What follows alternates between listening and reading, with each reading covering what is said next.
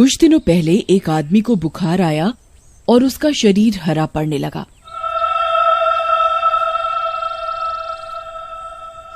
उसे देखने गांव के बाकी लोग आए कि आखिर क्या मामला है। गांव वालों ने जब उसे बिस्तर पर लेटे हुए तड़पते हुए देखा तो बहुत दुखी हुए। हाय, ये दर्द लगता है जान लेकर ही मानेगा। हाँ, इस बुखार का कोई इलाज नहीं कर पा रहा।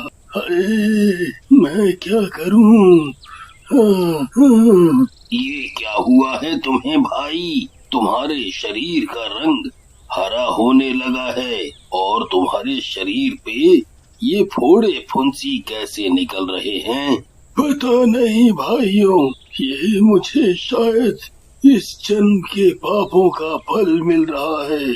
गांव वाले आपस में खुसुर फुसुर करते हैं। अरे गोपाल भैया, इस कुष्ठ रोगी से दूर रहो, छुओ मत, वरना ये फोड़े फुंसी तुम्हें भी लग जाएंगे। वैसे भी ये कितने दिनों का मेहमान है।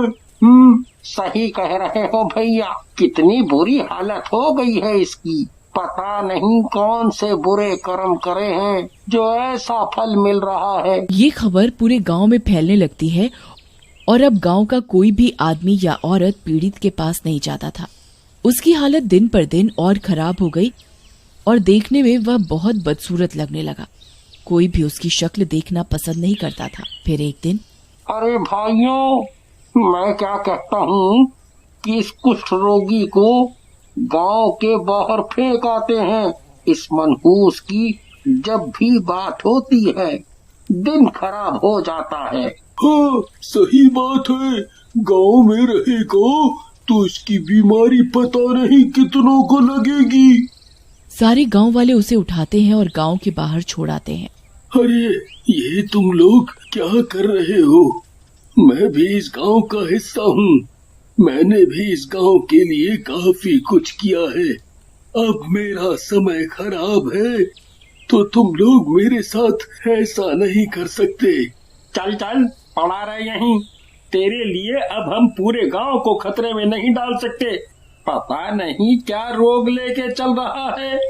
पीड़ित गांव वाला चिल्लाता रह जाता है पर उसकी कोई नहीं सुनता और ठंड भरे दिनों में कुछ दिनों तक वह आदमी ऐसे ही दिन रात रोग से तड़पता रहा और एक रात तड़पते तड़पते उसकी मौत हो गई।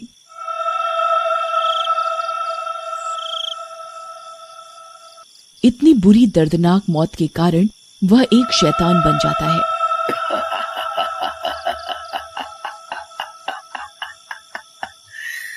आखिर मुझे दर्द से मुक्ति मिल ही गई। पर गांव वालों, मैं तुमसे बदला जरूर लूंगा।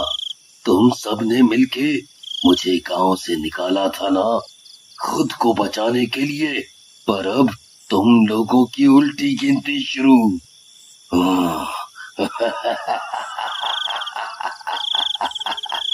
और वह शैतान गांव में घुस आता है। रामू अपने खेतों में काम करके कुछ देर आराम के लिए वहीं छांव में सो जाता है। सबसे पहले तो तू ही मरेगा। अच्छा हुआ जो मुझे यहीं मिल गया। फिर गुस्से में शैतान सोते हुए रामू के हाथ में अपने नुकीले दांतों से काट लेता है।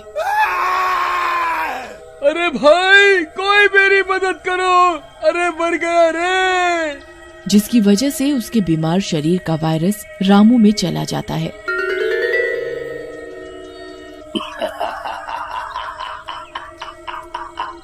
अब आएगा मजा। और वो वहाँ से चला जाता है। 2-3 दिन बाद रामू की तबीयत और भी ज्यादा बिगड़ जाती है और उसके शरीर में फोड़े फुंसी निकलने लगते हैं।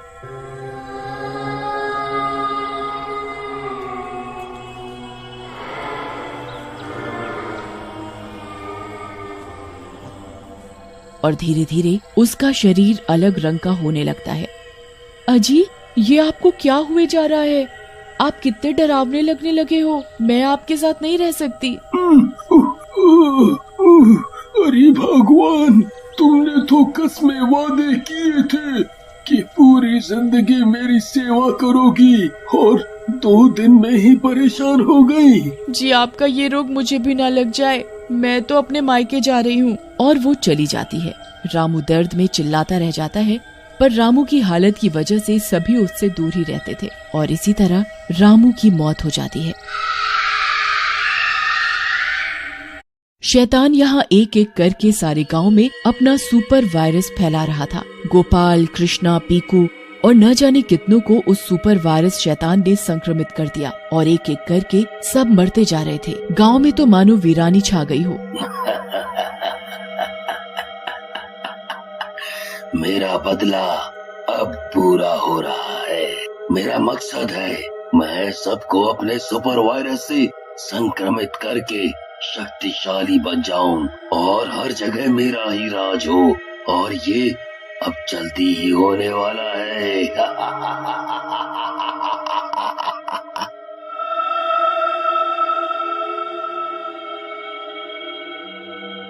उसी बीच शहर से हरिया का एक रिश्तेदार आया जिसका नाम रामकिशन था, जो कि शहर में बहुत बड़े अस्पताल का डॉक्टर था। हरिया को बीमार देखकर वह दुखी महसूस करता है। अरे हरिया भैया, ये तुम्हें क्या हो गया है? तुम्हारी तबीयत इतनी खराब हो गई और तुमने मुझे खबर तक नहीं दी। अगर मैं आज घूमने नहीं जाता तो मुझे पता ही नहीं चलता। और ये बताओ भैया, कैसा माहौल है गांव का? गांव में इतनी शांति कैसे है? अब क्या बताएं तुम्हें, पता नहीं हमारे गांव को किसकी नजर लग गई है। गांव की तो जैसे शांति ही चली गई है, जिसे देखो बीमार ही पड़ा जा रहा है और एक एक करके सबकी मौत होती जा रही है। रामकिशन ये सुनकर थोड़ा दंग रह जाता है। अच्छा, पर ऐसे कैसे? जैसे मेरे शरीर पे फोड़े निकले हैं, ऐसे ही बाकी सबके शरीर पे निकल रहे हैं और बुखार खांसी बढ़ते ही कुछ दिनों में सबकी मौत हो जाती है। पता नहीं मैं भी कब तक जीवित हूँ। जब तक चल रहा है चल रहा है। जहाँ भगवान का बुलावा आएगा मैं भी चला जाऊंगा। रामकिशन बहुत दुखी होता है। तुम चिंता नहीं करो, तुम्हें कुछ नहीं होगा। अब मैं आ गया हूँ ना। और वह हरिया का ब्लड सैंपल लेकर उसी वक्त शहर निकल जाता है। वहाँ जाकर वह लैब में खून की जांच करता है तो हैरान रह जाता है।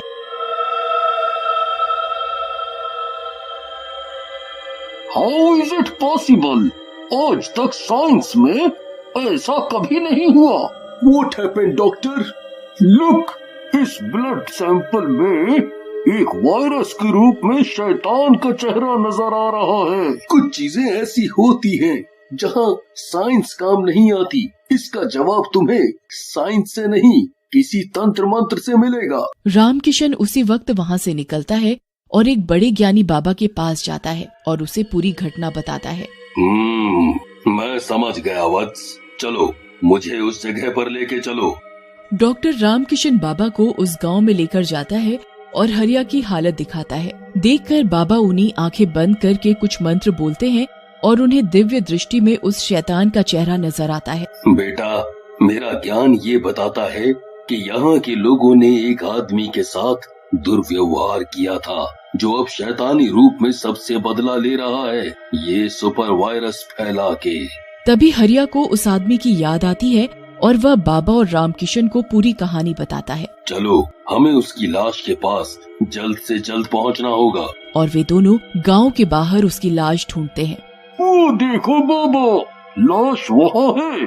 तभी शैतान वहाँ प्रकट हो जाता है। वह बाबा को अपनी लाश के पास जाने से रोकता है। बाबा अपनी ऊंची विद्या से उस शैतान को बंदी बना देते हैं और उसकी लाश को नष्ट कर देते हैं। जैसे जैसे उसकी लाश नष्ट हो रही होती है, वो शैतान भी अपना अस्तित्व खो देता है। फिर बाबा हरिया के पास आते हैं और उसे भी चमत्कारी शक्तियों से ठीक कर देते हैं।